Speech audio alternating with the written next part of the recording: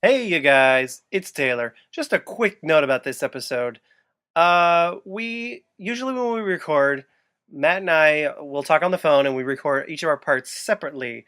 So when we recorded this episode, for some reason, my part there was an error in the recording and it ended up sounding like this, like I was running on the beach in slow motion.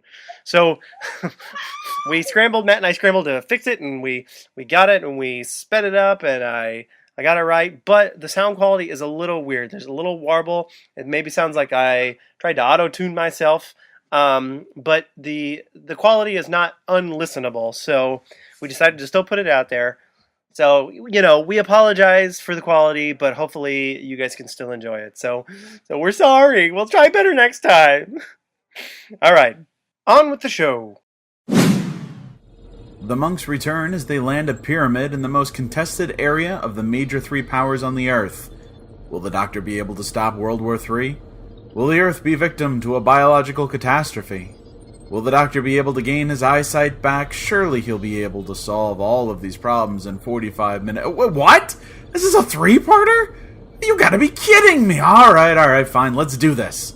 Today, on Voices from the Vortex. Broadcast amplitude at maximum capacity. Transmitting through time and space in 3, 2, 1. Welcome to the Vortex.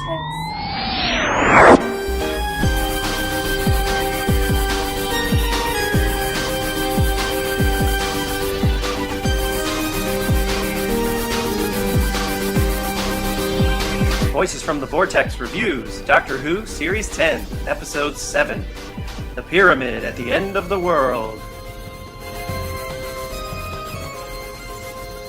Well, hello everyone. Welcome to the podcast Hey, yet again. Hello. This is Taylor. And this is not Taylor. I mean Matt. And we have another fantastic episode of Doctor Who to talk about. Yeah, we do. Yeah, this season, we've been saying it every episode, this season is really knocking it out of the park. And this episode is no exception. I agree, and ever since we hit the bottom half of the season, ever since we got to through the halfway mark, it's and I credit it to Stephen Moffat. I think it's all strong episodes. So episode 6 obviously was great. This is episode 7, and it's great, and it is a continuation of the last episode. So it's like if you like the last one, you'll like this one because it's more of what you've already seen. Yeah, I mean, I think Stephen Moffat's really good at writing. He's good at writing the finales and the mid series, quote unquote finales, the mid series, episodes that are sort of, if there was a break here, that would be it'd be really good if there was a break here. Although I don't want that, but if there was one, these would be great episodes.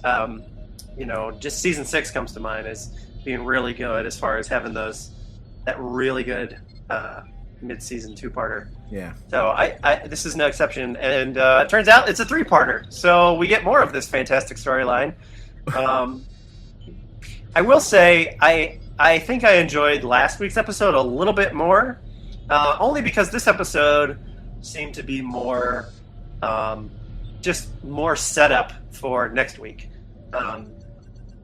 Wait, I don't know. I mean, I guess that's just the way I saw it. So it wasn't as exciting as the last one, but I did enjoy it. Until the last 10 minutes, I was like, "Oh, this is getting really good." But yeah, it was good. I liked it. I think I like the one before better. I don't know. Well, and here something to consider. This isn't necessarily I know that this episode is kind of a part 2 of maybe a 3-parter, but I feel like Moffat has slowly more and more gotten closer to what they did with Torchwood by the time they got to Children of Earth. So Children of Earth and then whatever that 4th season of Torchwood was so much more it was serialized. It was just, boom, boom, boom, episode after episode. It was just the next episode was the next chapter, the next thing that happened. And sometimes it was moments later, if not, whatever, a day later. So I feel like this is more what this is. They're connected, and clearly they're one after another. You start with Oxygen, and then you go on to Extremis, and then you go to the Pyramid at the End of the World, then you go to the Lie of the Land. But it's, instead of being like a two-parter like we know it in Doctor Who, I feel like this is Moffat preparing us, because you got to remember, Chris Chibnall, who just finished writing Broadchurch Season 3, the dude writes season-long serialized content. He doesn't write, this is an episode, then this is a story, and then this is a story. He writes season-long arcs. And I have no problems with that. I mean, as an American, I watched American television, and that is American television. American television is very serialized. So, I have no problems with that. And I think this is Moffat doing that. He's saying, it's not a one-parter, two-parter, three-parter. Maybe this goes all the way to the end. I don't know. Maybe this maybe this is a storyline that continues on, that keeps changing and mutating until it gets to the end. So, I don't know if it had the same power as the last episode did, but it's a great episode, and collectively they're telling one big story. So it's the next part of this story. Yeah, and I'm really enjoying the story as a whole, and I can't wait to see where it goes from there. But that's an interesting point. We think of Doctor Who as it's the monster of the week, which in fact on our podcast here we talk about the monster of the week, about the monster in the plot. So it's a monster of the week type of show, but those moments where it gets serialized are, I think, the moments that I really enjoy the most. But I think other people enjoy that monster of the week type of thing. So it'll be interesting where the series goes from here. And you're right, definitely when Chibnall takes over, is it going to change? How's it going to change? I was going to say this is exactly how season 9 ended. Season 9 was all two-parters until you got to the last 3 episodes. The last 3 episodes weren't a 3-parter or a 1 and a 2-parter. They were 3 episodes back to back that were serialized. So this is, I don't think this is new for Moffat, certainly, and I like that he's doing this because, as much as I enjoy the Monster of the Week, I really like breaking that down. I like the idea that we're not going to have, that we might not. I don't know, right? Chibnall might write Doctor Who the way Davies wrote it. I don't know. But I like the idea that there wouldn't be a Monster of the Week. I'd rather a season-long story. But again, as Americans, we're kind of used to it. I watch Gotham, I watch Agents of S.H.I.E.L.D., I watch The Flash, I watch Supergirl. That's a bad particular analogy because Supergirl is kind of Monster of the Week. But these are all serialized shows that you watch 10 or 15 in a row. In Netflix, we binge an entire show that aren't necessarily, each episode is a different adventure. So, right. I don't know. I like how they're doing this, and I'm definitely, you're right, I'm definitely excited to see how this translates to Chibs' the Chibs and his writing style. The Chibs, that's what I'll have to call him. The Chibs. Well, you're right. I don't want to get too into this, but just real quick, you're right because right now we have all these different writers that come in for every season, and we get this long list of who the writers are going to be this season. This person's going to write this episode. This person's going to write this episode. Mm-hmm. And I've heard that Chibnall kind of wants to go to sort of have a writer's room style of writing this show. So yeah. I think it may change. I think that might be a good point. It may change to something a little more serialized, but at the same time, I'm sure he will. Doctor Who's a huge thing, and if he's taking it over, he knows that's a big responsibility. He doesn't want to go too crazy, or he wants to take chances, but don't go way off script and totally turn the show on its head right away. It'd be like if a showrunner decided to follow up 2 very young guys with a really old guy and just assumed everyone would go along with it. I mean, that would never happen. No, of course not. All right. Well, let's get into this episode because it was a good episode, and there's a lot to talk about. So the plot and the monster, we have the return of the monks. So it's the continuation of this monk story, and I think they actually started calling them the monks in this episode. They didn't call them anything last time. But so we have the monks, and their plan is they just appear in this pyramid, which the pyramid is in a contested area where you have Russia and China and American armies are sort of in this area. It's kind of a stalemate right there in this place, and that turns out to sort of be this big diversion from this smaller story that's going on at the same time, where there's these scientists and they're working on, with biological chemicals, and there's an accident, and it's all set in repetition. What did you think of the machine that they had in the middle of the pyramid? And they were like pulling this. I thought it was very literary, or I don't know how to say it, but that they were pulling the strings of time and manipulating what was going on. I thought that was really neat. Yeah, that was really cool. Well, it's the last thing you want to see is something you've seen 100 times before. You want something new. So, aliens who can see the history of mankind, not necessarily a new idea, but that they've got these threads, and each thread can tell a part of the story of humanity. So they're holding these threads, and they can translate it, they can see it, which is really kind of cool for two reasons. One, I don't know if you noticed or not, but the monks don't seem to really have eyes. Yeah. They seem, as Capaldi has been, very blind. So the fact that they can see, air quoting, through the threads of time and fate is a really unique idea. The other thing too that I like about it is, for those of you listening who are old Classic Who fans, all two of you, they remember talking about the loom. And the idea that Time Lords were born from the loom that weaved Time Lords together. The ideas of the threads of Time Lord society and the thread of reality is permeated throughout Doctor Who. So this is just another little piece of that mythology that we don't always hear about, but we're seeing it on screen, and we can go, oh, this is referencing something we might not understand necessarily, but it's referencing something, and I really like that. So, it was a really neat idea, neat contraption, and I was glad it wasn't just another something they put their hands in or put their fingers in, like the TARDIS, or something they push, or they just push buttons, and someone has to push put their hand on a scanner, or put the brain in a helmet. Okay, this is new.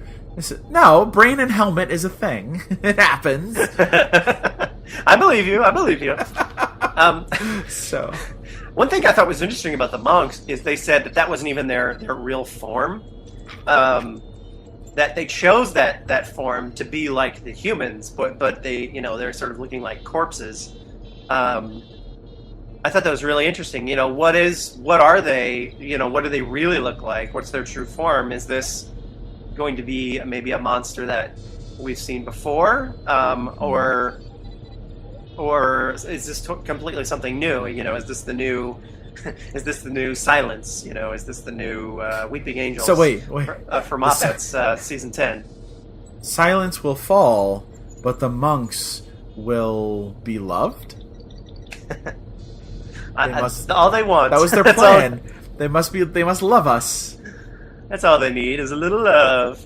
So here's the obvious, right? What if this is Mondas invading Earth? What if these are the Cybermen? We've seen the Cybermen do it before, right? We saw them try to invade the Earth looking like ghosts. So what if this is the Cybermen trying to control and invade the Earth by looking like the monks and offering, if you love us, we'll alter time somehow, and we, and make you our slaves. But I mean, I don't know. But that's the obvious, right? That's the obvious. Well, I really liked that. Idea that they wanted total and complete submission by the human race. They were like, no, you can't just be doing this out of fear. We want you to love us and love that we're doing this for you. And I was like, that is evil right there. That was really, really good. I liked that bit as far as the monks went. Right. So there was a bit of fun continuity in this. Is that the Doctor? He's the president again. He's the president of the world. Yeah, that's always fun. It's a shame there was no Kate Stewart, but So I was just gonna say, where was Unit? Why wasn't Unit a part of this? And I feel like that's a huge missed opportunity. You have to, but I get why they didn't, because then you'd have to write her character in there, you'd have to write Unit in there, and there's too much else that can happen with that. And, the whole crux was it left Bill alone with the monks at the end, and Bill had to make the choice because she represents the Doctor, who's the highest authority. If you left Kate Stewart there, she would have made a completely different choice. But sure. But I like the idea that they have this continuity from Capaldi's time. One of the things I started to there's kind of a huge plot hole in the monks' plan. So they're asking for the world authorities to consent to power, right? To consent and give over the power. But even the three major powers on the Earth aren't everybody.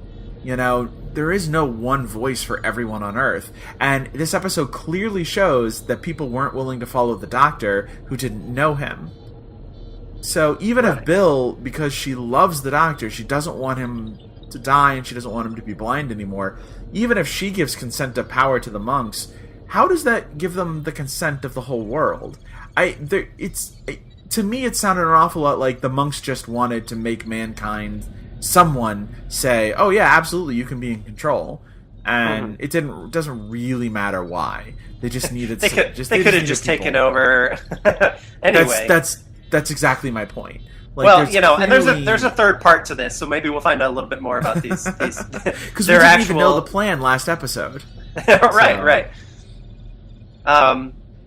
And yeah, that last 10 minutes of this episode was just crazy. The Doctor, he's figured it all out, and I was thinking, oh, okay, this is going to be the end of this episode, and we won't see these monks anymore.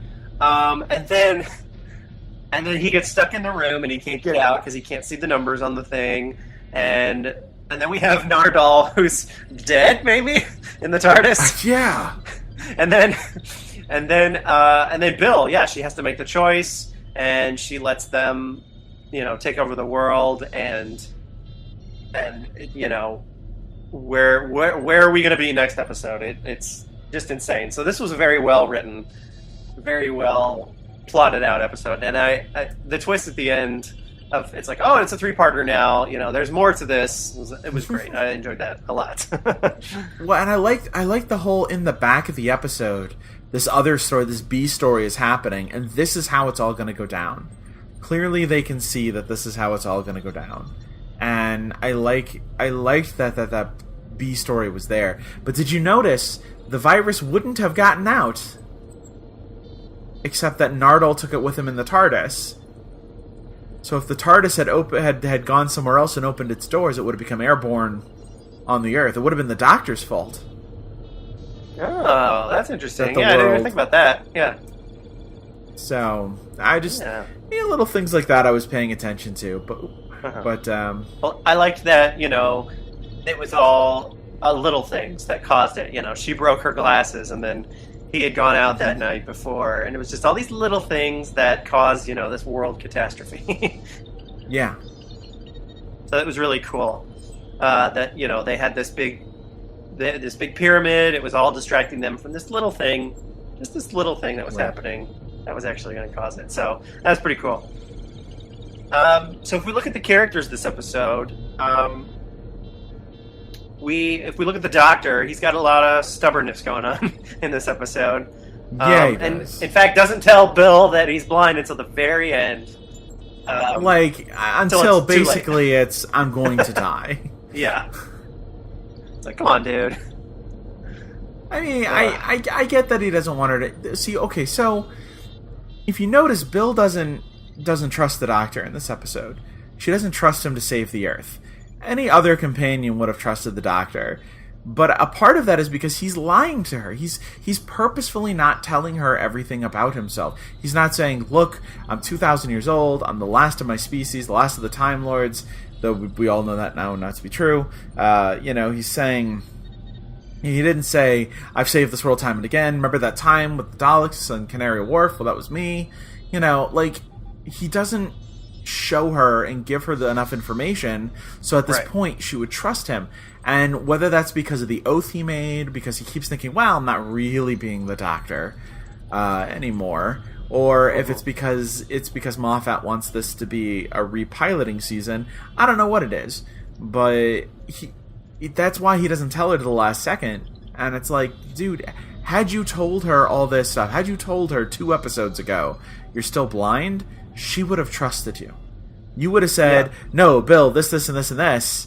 And then when all those the generals said, no, we got to go back to the pyramid, she would have said, no, we got to trust the Doctor. Wait up. But she didn't. She said, well, this time it looks like we got to save ourselves.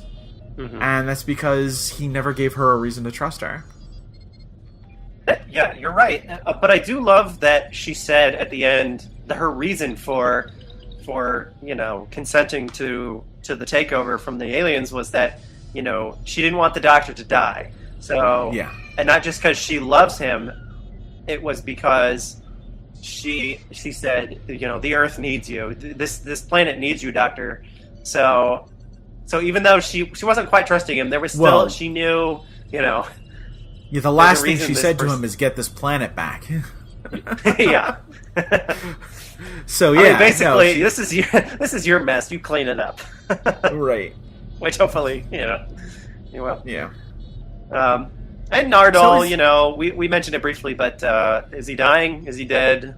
Well, obviously, we've seen in the promo he's not dead, but is that just because of the choice that Bill made, or did he survive that that toxin or whatever?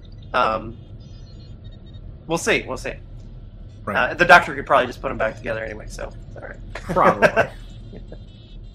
So, looking at the season arc for this episode, not a lot with the Vault or Missy or any of that stuff. But maybe.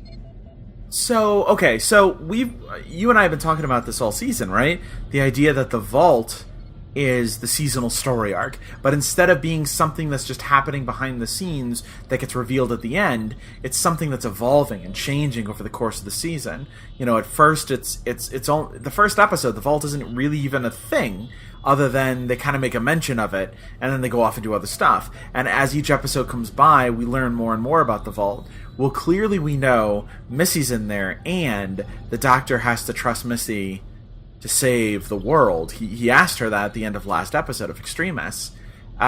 So the thing of it is so this is the catalyst. So everything that changes, and for some reason Bill will know the truth, it's going to be her who has to go open the vault. She'll figure out, or she'll find out that she has to do this. And that's what sets Missy free. And once Missy's free, I think that's where all the stuff that's going to come down on the Earth by the end of the season really is going to be, it's going to accelerate to that. So this is just another piece of the puzzle. I think at the end of next episode, you and I are going to be singing the tune that this episode was pinnacle. This is the crux. This is, or Extremis is the fulcrum, and this is the tipping point.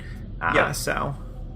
Yeah, that's interesting. It's hard to know. Is this little monk story, this 3-parter here, is this just sort of a dramatic mid-season finale type of thing, and then they're going to move on and have some other things? Or, you're right, is this part of the overall arc of the whole season?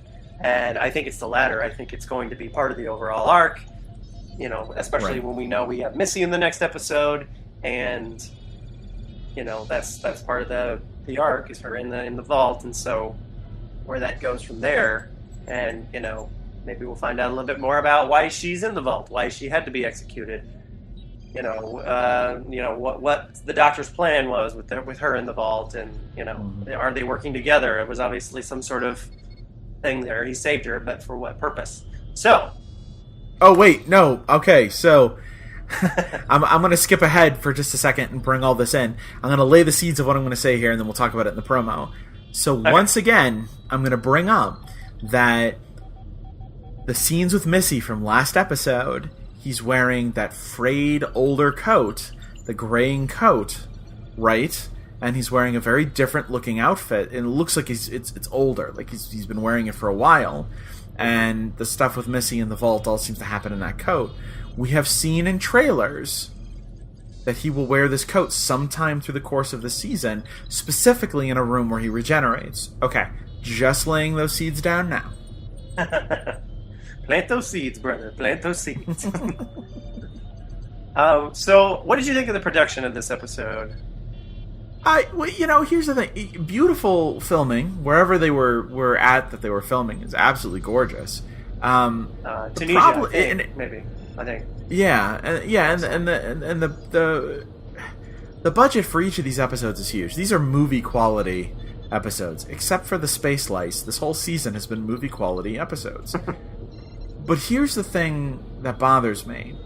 That was the most bland-looking pyramid I have ever seen. It was one hallway. They reused several times. You're right. And there was a room. It was a room that clearly was just dark with stuff in the middle that glowed. And I'm like, okay. You're right. Not a lot of That's not very compelling in this scenery. episode. Yeah.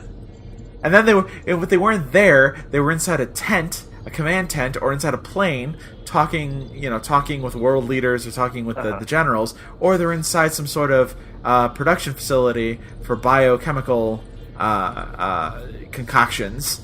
Right. And it's like it was all very stark and bland. It's beautiful in that it's very beautifully well filmed and it looks nice and the quality is great. But it was just a very bland, blah kind of episode. Well, and see, that's what I think. That's where I think some of I liked the last episode better comes from, is because I feel like there was more to it. You had the Under Vatican, you had all these really cool locations and everything, and this one, like, a lot happened in this episode, but there was nothing really unique about it. There was a pyramid, there was that room was kind of cool, but it was all dark, you couldn't really see anything. And then a lab that's probably been used 1,000 times at BBC, that plane that was used in season 8 and season 9,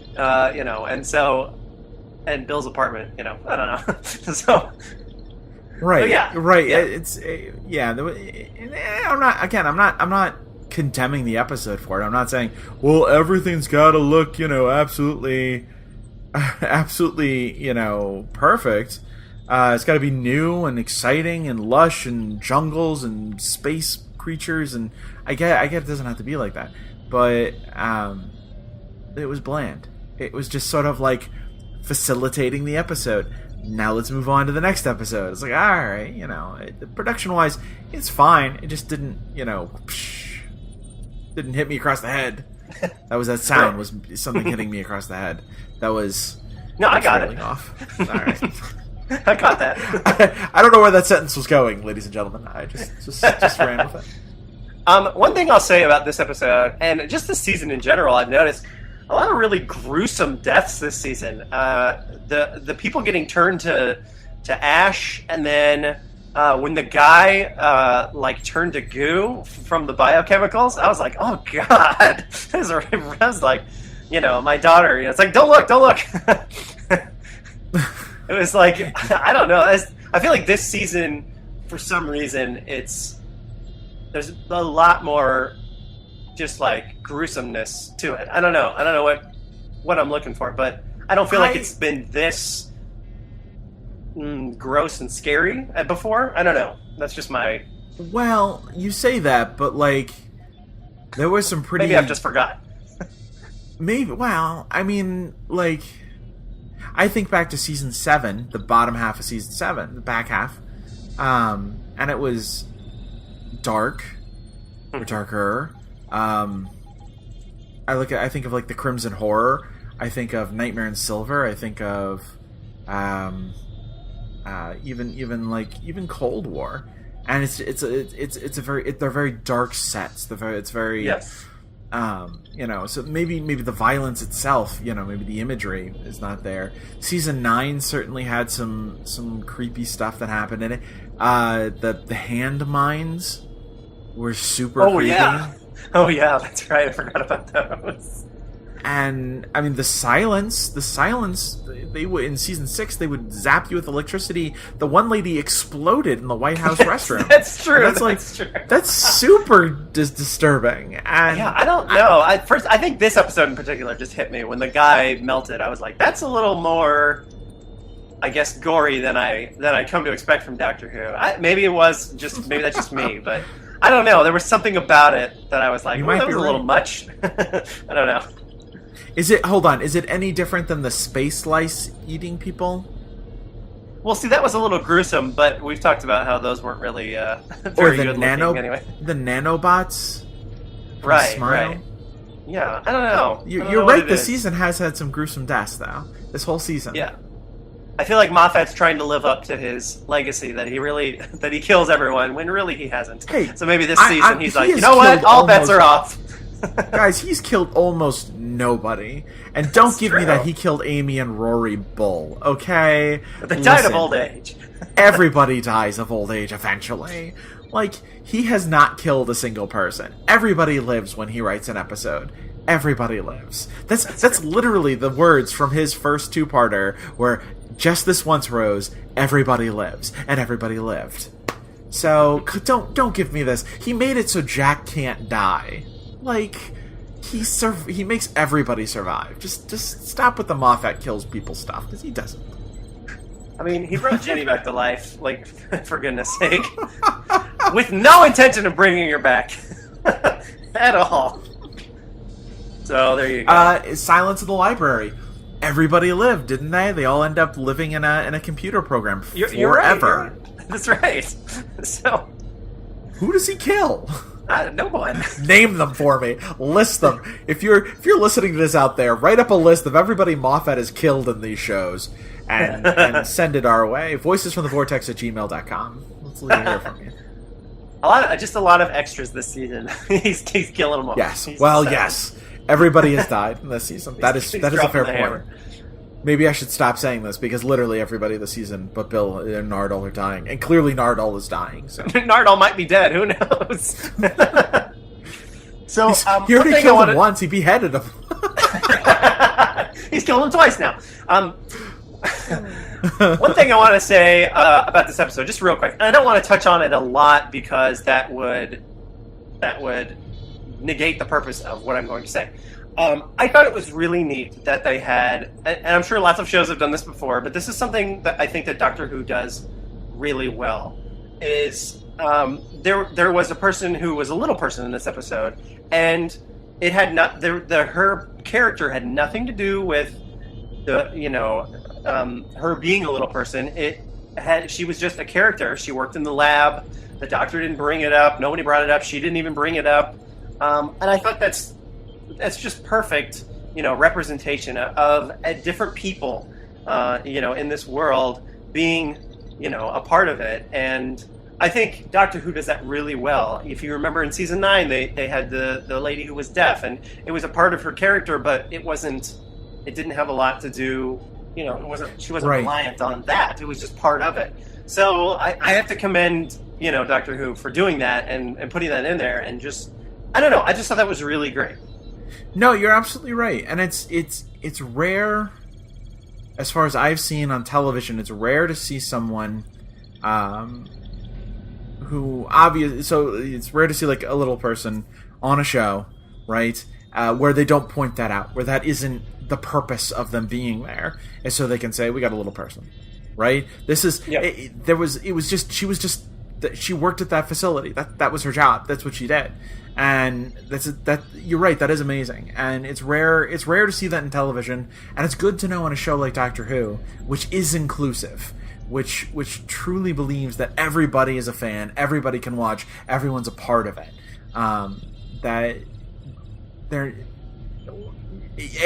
they can hire anyone they want if they're, if that fits if the actor or actress fits it, and B, they didn't make a big deal about it. It wasn't like they had a big press release and said, by the way, wait till episode 7, cause no, they didn't do that. It's normal. It was normal for Doctor Who, and that's something that I really appreciate from this show. And as a fan, I appreciate from the show that I love. Yeah, me too. So favorite moments and quotes. This episode had a lot of good stuff, but there was really only one moment that made me laugh out loud really hard. And it was this whole exchange right before Nardole, dies, ?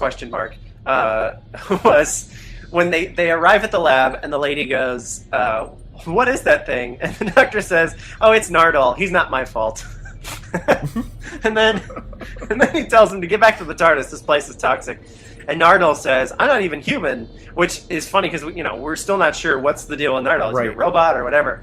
It sounds like he's just some sort of android that the doctor's just mashed together because he says, you're human enough. I got your lungs cheap. So that made me laugh so hard. I don't know. That was the perfect little exchange right there, and I love that. This episode, there's no one moment that really shines. There's no one moment that stands out and you go, that's a classic Doctor Who moment. All of it is kind of a classic Doctor Who moment. It's all one big piece of a story they're telling, and it's fun and exciting. So I'm with you. That was a great. Anytime Matt Lucas is on screen, it's gold. So. Oh, we love you, Maddie. All right, so. You have a theory. You told me that you would like to. Okay, so guys, planted some seeds. All right. So we're gonna be talking about the promo here in a minute. So I'm just gonna once again reiterate. I'm gonna drop one more on you. So apparently I didn't realize this until I was watching the trailer again, the Next Time trailer, several times online, and some of the trailers do not show the same thing. Some of the trailers drop the tiny last second that was in the trailer that we got. I got through Amazon, I'm assuming was also what played on BBC America. So, at the very end of the trailer, you see the Doctor wearing that coat, right? That I keep talking about, in the room. Like, you can see in the room behind him, that is clearly the room he's going to regenerate in. And Bill pulls out a gun and shoots him twice. Yes, I did see that. That is 100% he's going to regenerate moment. You cannot shoot a Time Lord and they don't regenerate. That'd be silly. So we've seen it. The Doctor shot that general last season. Exactly. Yeah. So it's I just it's all for me. I've been thinking about this since I first saw him in the very first trailer, where you just see him holding on to something, like a ledge or something, and he's looking at his hand and it starts to glow. And in my head I said, that's a different outfit. That's not what he's wearing in every other piece of the trailer. And then later on we see him and he's at his arms thrown back, as with these two guards behind him again in that room, and he's regenerating and he's in that coat. I go, wait a minute. And then we saw him in that coat with Missy, and that's when all the wheels in my head started to turn, and the hamster was on his little wheel, and he was running as fast as the hamster could, and all of a sudden I go, genius, this is the moment we're waiting for. This is what the whole season is about. It's not that it's leading to this, it's why the season is happening. Okay. I can see. Right. I can see that. I believe you. That sounds really good. For the sake of just it appears that way. Yeah. Right. And for the sake of condensing things, we're just going to call that the Raggedy Coat. So that's the Raggedy Doctor. That's Capaldi's Raggedy Doctor, ladies and germs. All right. Well, there you go. So, final thoughts on this episode. I really enjoyed it. I thought I liked the twist it took at the end. Again, I preferred Extremis a little bit, just because this one seemed more like a lot of setup for the next one, which the next one looks insane, and we'll talk about that in a minute. Overall, it's good. I love it. It's a fantastic part 2 for this epic story, and it's just a great continuation, and I can't wait to see where this thing goes. So, way to go, Steven. I agree. This is an excellent episode, and for me, it proves that Doctor Who is at its best when it's serialized, not when it's a Monster of the Week. And definitely not when it's a two-parter, all right? Not a two-parter kind of season, but serialized. Plus, the continuity that is the Doctor as the President on Earth, that's great. It's, Moffat has long since kind of struggled with the continuity of the Tennant and Eccleston years, and every little mention of something, it's he's calling back to that, and we're finally getting that now from Capaldi to Capaldi, going back to some Capaldi stuff, and he's President of the Earth, it's Capaldi. That makes sense, that Capaldi would sort of have that sandwiched together in those 2 seasons. So, good for you, Moffat. Thanks for keeping up with the continuity that you've written, and well done. Calculating.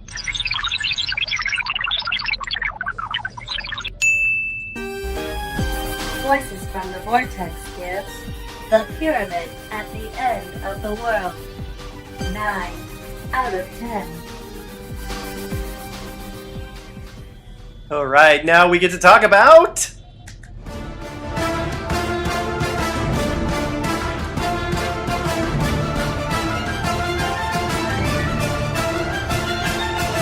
Oh my god, that promo. Oh my god, that promo. Oh my god, the promo. This is a promo. Okay. Now this is a promo, folks. Thank you. Why are we not getting promos like this every episode? I don't know, but this was a good promo. This is a really good one, and this episode looks nuts. It looks really, really good. Yes. So bonkers. Yeah. He's in the raggedy coat. You're right. And you get those 2 shots, that love tap from a gun. But that's beside the point. Then you get Bill in the world that's controlled by the monks. You get Nardole saying that we haven't seen the Doctor. I mean, it is this truly great mystery of an alternate way the Earth exists. It's beautiful to see. Yeah, I'm very excited for next episode. Well, it's interesting. This episode is giving me a really strong Last of the Time Lords vibe sort of thing. Sure. Because from what we can see, it seems like Bill remembers the past, and everybody else, it's sort of they've jumped ahead or something. I wouldn't be surprised if this episode starts with 1 year later, which Moffat likes to do, and Russell T Davies did before. So I don't know. It's really interesting. We get to see the Doctor. He's doing these little videos. And it seems like he's working for the enemy. They don't know where he is. She's got to recruit Missy, so that looks great. You got some good Missy stuff, and that regeneration thing. This is interesting. I wonder if when this is all solved, if everything will go back to the moment before. You know what I mean? To where this is all null and void. I don't know. That's my theory. That maybe the Doctor will solve everything. He'll fix the timeline to where the monks never pulled the string or whatever and never fixed it. So I don't know. That's well. Keep in mind, what did they say about this regeneration? It's going to be complicated. Right. And a better way to do a complicated regeneration than to start pulling some timey-wimey bull. And he regenerates next episode, and maybe we even see the next Doctor. But How then great things get fixed. How great would that be? It would be weird to lose Capaldi, and maybe we wouldn't. Maybe he would still finish out the season in some respect, somehow. We know he's going to be there. But that we know what happens with the regeneration already, and we get to meet the next Doctor before it's even been announced by the BBC. And it's actually a surprise, and it's actually, Right. When David Tennant was regenerating in Stolen Earth, it's like, whoa, what's going to happen? Are we going to see the next Doctor? And then they ended up changing it, and you didn't. But that would have been amazing. And if that's what happens this next episode, bravo for that. They're keeping it a secret, and who knows? We know Capaldi finishes out the season. We know he's the Doctor because we have production stills. We've seen him, in production stills. What I'm saying is, what if he does regenerate? What if he regenerates into the next Doctor? But things have already precipitated to the point where all of this that's happening will be undone. So we actually get the next Doctor for a very short period of time, and then things get undone, and it backpedals, and it puts us back to a place before it all happened. So it's back to Capaldi. Oh, that'd be interesting. And I think what would be so really fun... So we now know who the next Doctor is going to be and who's coming. Well, I was going to say what would be fun is if they had a guy they had somebody be the next Doctor who's going to be the next. But then since this is undone, the factors that lead up to his real regeneration are different. So maybe then it's a different person who becomes the next Doctor, and it's all a trick. He regenerates and he looks exactly like Missy, and everyone's like, "What?" And then they backpedal. That would be mean if they did that. But I wouldn't put it past Stephen Moffat.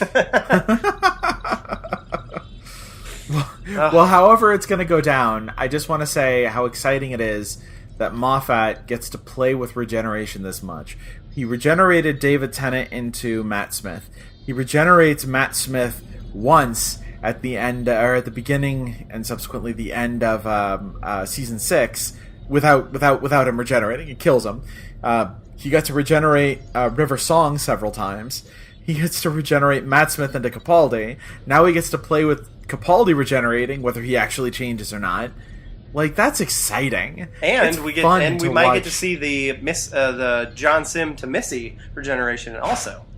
Right. Yeah. Well, and we saw he did the War Doctor into Eccleston.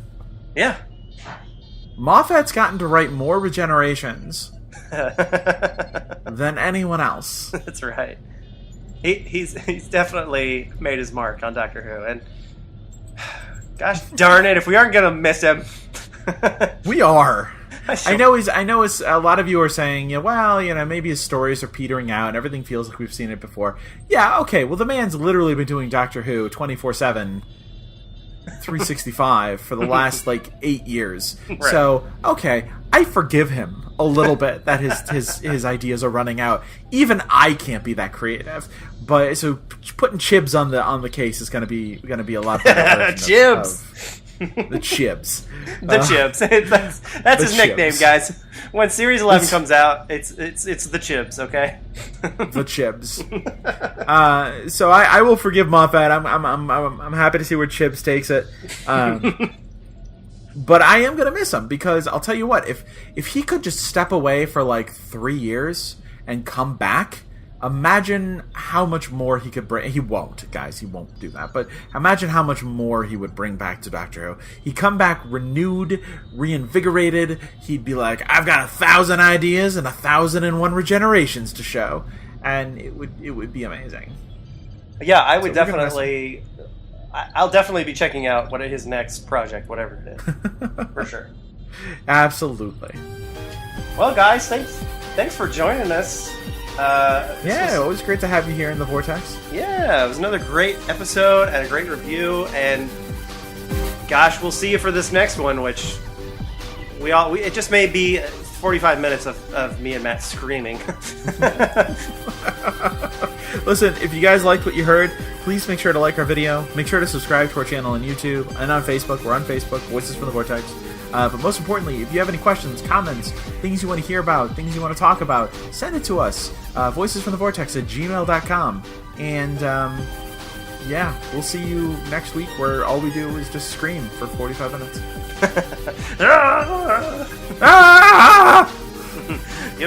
Bye, everybody. See ya. This has been another Voices from the Vortex review for Series 10, starring Matthew Whitecamp as Matt the Time Lord, Taylor Davidson as Taylor the Time Lord, and Danielle Davidson as the sexy voice of the TARDIS. All views expressed are the opinions of the two dudes from Gallifrey, and as such should be taken extremely seriously. Follow Voices from the Vortex on all social media, including Facebook, Twitter, and YouTube. Subscribe to us on iTunes. If you have any questions regarding the podcast, please email us at voicesfromthevortex@gmail.com. Doctor Who and all related materials are copyright BBC, and no infringement of copyright is intended. It's heavily implied, but never intended. All material is fan fiction of a satirical nature. Please, Mr. Moffat, don't sue us. We know you have a sense of humor. See you next time in the Vortex! Temporal flight engaged. Returning to the Vortex. End of transmission. To the Vortex!